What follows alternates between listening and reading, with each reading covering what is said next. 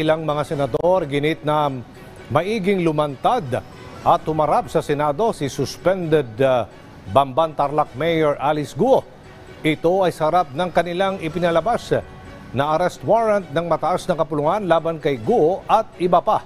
Ginit naman ng liderato ng Senado titiyakin ang seguridad ng mga ito. Si Daniel Manalastas sa sentro ng balita.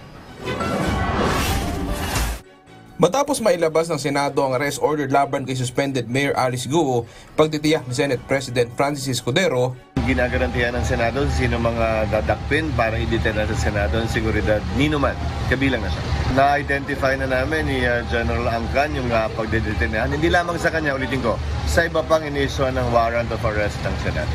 Para kay Senate President Pro Tempore Jinggoy Estrada, lahat ng ahensya ng gobyerno na may police powers dapat daw magtulungan para hanapin si Mayor Guo. Pero mas maigi raw kung susuko na lang ito.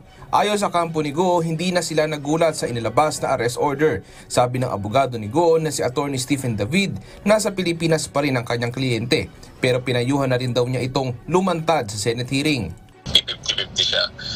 Una, ang advice ko sa kanya, mag-appear ka, i-honor natin yung legal process. Kasi nga, hindi naman tayo pwede magtago habang buhay. Sayang naman yung buhay natin na masasayang sa pagtatago, magiging fugitive ka. Hanggang kailan yun, di ba? Hanggang kailan ka magiging gano'n. Sayang, di ba?